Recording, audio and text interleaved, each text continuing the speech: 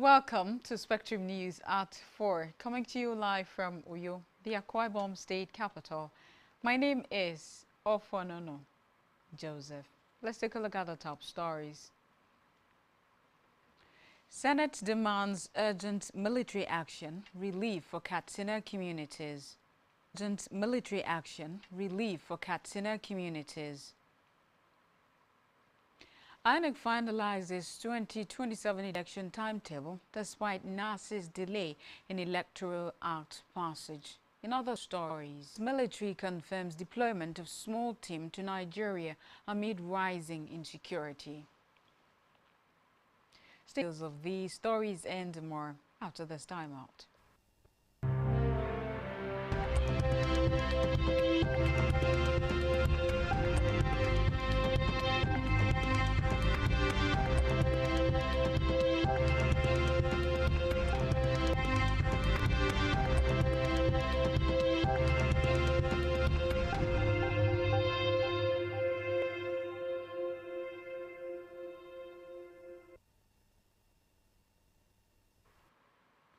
Good afternoon. Thank you for joining us on the news at this hour. We begin the news at 4 from the national theme where President Bola Tinubu has called for employment and private sector growth as part of his administration's strategy to strengthen the economy and expand opportunities for Nigerians. The president made the remarks while receiving a delegation from the World Bank led by Anna Njede, Managing Director of Operations at the State House, Abuja. The president highlighted the importance of mechanization and modernization of agriculture, pointed to the petrochemical sector and other domestic industries as areas where the government is working preventive, planned and evidence-based approach to road maintenance to improve the condition and lifespan of federal roads. Tinubu, represented by the Secretary to the Government of the Federation, Senator George Akume, gave the directive in Abuja at the 2026 Road Summit with the theme, Sustainable Road Infrastructure for National Growth. The President also tasked the agency to develop a comprehensive geo-referenced national database active. Away from that, the federal government has warned states and local governments against borrowing from financial institutions without a certificate of proof of compliance from the Fiscal Responsibility Commission (FRC). The Commission issued the warning during a financial management workshop attended by the 23 local government chairmen in Kaduna, noting that loans gotten without an FRC certificate are not only against the law but have serious legal implications. The FRC's Director of Legal Services, Investigation and Enforcement, Charles Abana, represented the Executive Chairman, Victor Moroka, stated that state and local governments needed to understand that the Fiscal Responsibility Act of 2007 does not permit them to borrow for everyday running cost. It also warned financial institutions, especially banks, against granting loans outside the law. Public officers who ignore the law, the Commission said, risk serious sanctions.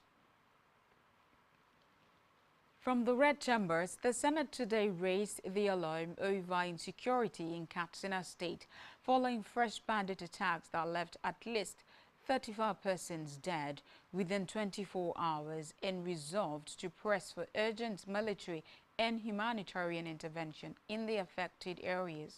The resolution of the Red Chamber followed a motion of urgent public importance on the recent ambush of operatives of the Nigeria Police Mobile Force in Bakori local government area, where 3 policemen were killed and 2 others critically injured in broad daylight.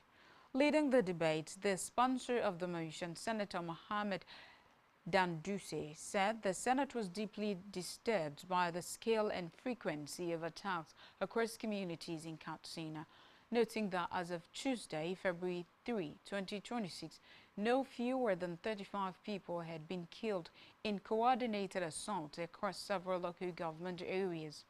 According to him, 24 persons were killed in Faskari local government area, 8 in Dandume, 2 in Funtua, and 1 in Kankara, all within 24 hours. Now to the Green Chambers. The House of Representatives has commenced an investigation into the concessioning and management of Nigeria's seaports and airports to assess whether the arrangements have delivered value for money and contributed to the country's economic development. The probe was announced at the inaugural meeting of the ad hoc committee constituted to conduct the investigation. Speaking at the meeting, Speaker of the House, Tajuddin Abbas, said the legislature was determined to ensure that the concession of critical national infrastructure was achieving its intended objectives. According to him, the committee is mandated to investigate, examine, and evaluate the performance of concessionaires operating federal airport and seaport terminals, as well as related shipping activities from 2006 to 2025. Abbas explained that the decision to concession key assets, particularly airports and seaports, was aimed at improving efficiency, attracting private sector investment, modernizing infrastructure, enhancing service delivery, and increasing government revenue while reducing the operational burden on the state. On electoral matters, the Independent National Electoral Commission (INEC) has assured of its readiness for the 2027 general election, despite the seeming delay in the passage of the amended Electoral Act currently before the National Assembly. The Commission said it has finalized work on the election timetable and schedule of activities. INEC Chairman Professor Joash Amukbitong disclosed this today in Abuja at a meeting with civil society organizations CSOS. While he noted that INEC has made its submissions to the National Assembly, Amukbitong conceded that some items in the schedule of activities could be impacted by the time the lawmakers pass the Electoral Act. He, however, said for now, the Commission has no choice than to rely on the subsisting Act for its activities. Talking politics now, former Benue State Governor Gabriel Suswam has resigned from the People's Democratic Party (PDP). This was contained in a letter dated February 4 and addressed to the chairman of the Mbangbe Council Ward in Logo local government area of the state. The former governor cited the unending internal crisis rocking the opposition party as the reason for his resignation. Although Suswam failed to state the next political party he is aligning with, he has been identified with the coalition of the opposition leaders who adopted the African Democratic Congress (ADC) as platform to contest the next election. We move now to Africa, where Libyan officials have said that Saif al-Islam Gaddafi, the son of former Libyan leader Muammar Gaddafi, has been killed in the town of Zintan. The circumstances of his death have not been announced, but reports say he was killed by armed men in his home. Recall that a Libyan court convicted Saif al-Islam of inciting violence and murdering protesters and sentenced him to death in absentia in 2015. He was also wanted by the International Criminal Court on charges of crimes against humanity related to the 2011 uprising, but he was released in June 2017 and has since lived in Zintan. On the foreign scene, the United States military has officially acknowledged the presence of American troops in Nigeria, confirming that a limited contingent of U.S. forces has been deployed to the country. This marks the first public confirmation of U.S. boots on the ground since American airstrikes carried out in December. According to reports, the announcement was made by the head of the United States Africa Command, Dagvin Anderson, who explained that the deployment followed a bilateral understanding between Washington and Abuja aimed at boosting counter-terrorism cooperation. Still on the foreign scene, prosecutors today filed charges against 12 Israeli suspects, including reservist soldiers, for offenses including assisting the enemy in wartime over the alleged smuggling of prohibited goods into war-shattered Gaza. Israel controls the entry of all goods and people into the besieged Palestinian territory, where humanitarian conditions remain dire despite a ceasefire between Israel and Hamas, which came into effect on October 10. A Justice Ministry statement said the smuggled goods were worth millions of Israeli shekels and included cartons of cigarettes, iPhones, batteries, communication cables, car parts, and more. The Justice Ministry statement said charges had been filed against 12 individuals and one company. Still to come in the news. Super Falcons to open camp February 20 ahead of WAFCON 2026. Stay tuned for details of these and more after the short break.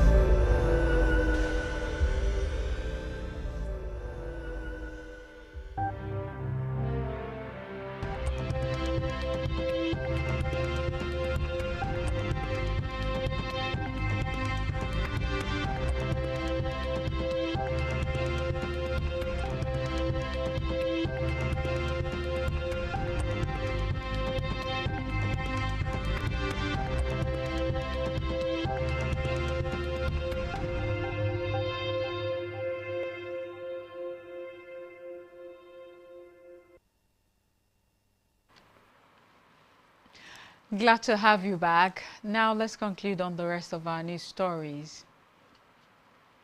On our business news, the federal government has allocated 881.13 million naira to total capital projects of the Nigerian Export Promotion Council (NEPC) in the 2026 appropriation bill, following an all-time high non-oil export record of $6.1 billion in 2025. Data from the 2026 budget proposal submitted to the National Assembly showed that the allocation targets institutional strengthening, export infrastructure, certification, market access, and value chain development across the 6 geopolitical zones. The allocation is included in the proposed 58.47 trillion naira federal budget and growing policy emphasis on diversifying foreign exchange earnings away from crude oil. A breakdown of the NEPC capital vote showed that the highest allocation of 143.99 million naira went to the establishment of clusters, aggregation centers, and hubs in the 6 geopolitical zones, and 133 million naira was set aside for the establishment of common facility centers and export skills acquisition centers in 4 geopolitical zones for top regional products, amongst others. Still talking business, the Minister of Finance and Coordinating Minister of the Economy, Wale Edun, has said that sustained economic reforms and stronger private sector participation are central to Nigeria's ambition to achieve at least 7% GDP growth by 2027 to 2028. Edun made the observation at the African Business Convention held in Lagos, where he maintained that Nigeria is firmly on course for accelerated growth despite tightening global financial conditions and rising geopolitical uncertainty. Edun, who was represented by the Permanent Secretary of the Federal Ministry of Finance, Raymond Omachi, said the government's economic strategy is focused on restoring macroeconomic stability, boosting productivity, and deepening inclusion rather than relying on oil-driven growth. In health, the State Director of the National Orientation Agency, NOA, Ocean Directorate, Adebiyi Stephen, has called on the ocean populace to intensify efforts toward cancer prevention, early detection, and equitable access to care. The plea formed part of a statement released today as part of activities in the state to mark the World Cancer Day 2026, observed annually on February 4. In the statement issued by the Public Relations Officer of the agency, Bumi Olasheinde, Adebiyi noted that cancer remained a major public health challenge in Nigeria, with many cases diagnosed at advanced stages due to low awareness, stigma, myths, and limited access to screening services. He stressed that these factors significantly contribute to the high rate of cancer-related deaths in the country. Adebiyi also said the annual observance provided an opportunity to draw attention to the persistent cancer care gap and the urgent need for early action.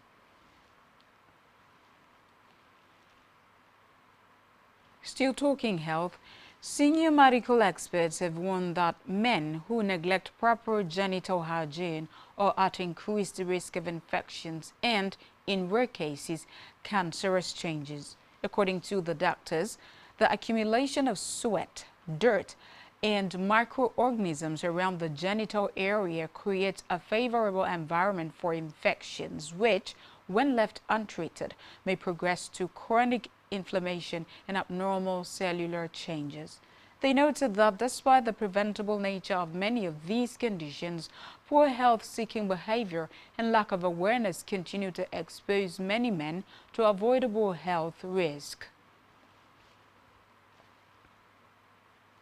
In the world of sports, Nigeria's Super Falcons will open training camp for 2026 Women's Africa Cup of Nations on Friday, February 20.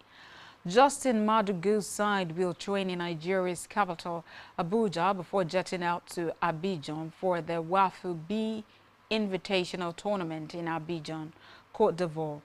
Ghana and Senegal will also participate in the tournament, which will run from February 27 to March 7. The defending champions are also expected to take part in more friendly games before the start of the WAFCON 2026 finals. The tournament will also serve as the qualifier for the 2027 FIFA Women's World Cup to be hosted by Brazil. Still talking sports, Morocco Football Federation says it has decided to appeal a ruling that resulted in fines of $415,000 and match bans because of a chaotic Africa Cup of Nations final. Recall that CAF, African Soccer's governing body, last month fined the hosts in Senegal over unrest at last month's final in the Moroccan capital. Senegal won the game 1-0 after extra time and decided not to appeal the ruling. The Moroccan Federation and national team player Ismail Saibari were issued fines totaling $415,000. Saibari and a teammate were also banned from games. Morocco sees CAF sanctions as disproportionate to the incidents. On our entertainment news, businessman Olakunle Churchill has reunited with his former wife, Tonto Dike, and their son, King Andre, following a decade-long public feud. Recall that Tonto Dike initiated contacts with Churchill, extending an olive branch after years of silence.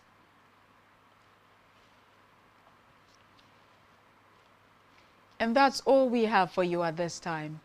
Kindly follow us on all our social media handles and subscribe to our YouTube channel, all of which you can find on our website, spectrumtvlive.nj.